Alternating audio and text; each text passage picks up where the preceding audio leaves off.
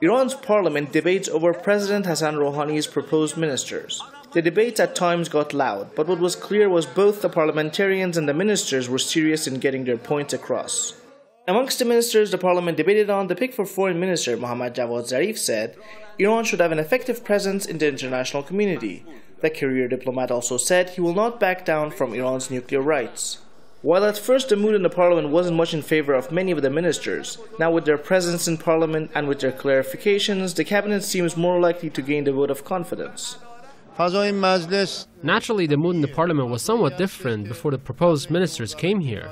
But now that the ministers came to the parliament and talked to the parliamentarians, many subjects were elaborated on and everything seems better now.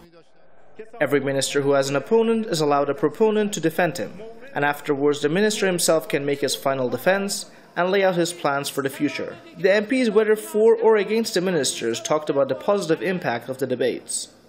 I think in the parliament, these opponents and proponents should exist, so everything is made clear. The second day of the debates became more technical as talk became more serious, with everything having a faster pace compared to the beginning of deliberations by parliamentarians. I can say that the trend that is going on is better compared to the day before, and the speed is much better, and the discussions by parliamentarians now is more technical. Some still after the debates remained an opponent to some of the ministers. I think that these two men lack the criteria that's necessary for the Ministries of Education and Science. Considering the change needed in the Ministry of Education and creation of knowledge in the Ministry of Science, these two are not fit for the job.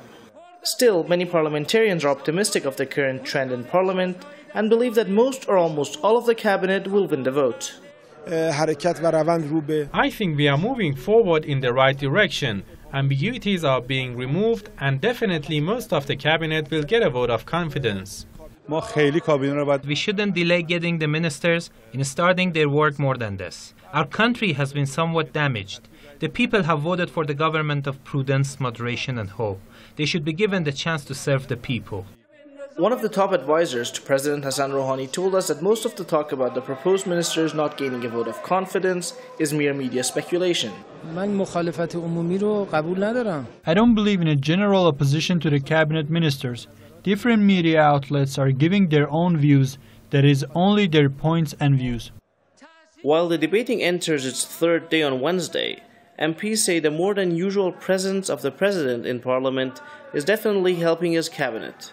The voting now seems set to start on Wednesday afternoon or Thursday, and more optimism is in the air.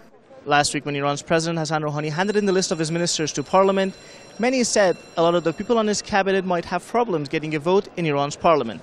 But today, there's only talk of 2 of these people not getting a vote. And some parliamentarians we talked to said even these 2 people will likely gain a vote. Pedram Khayedari reporting for Press TV in Iran's Parliament in Tehran.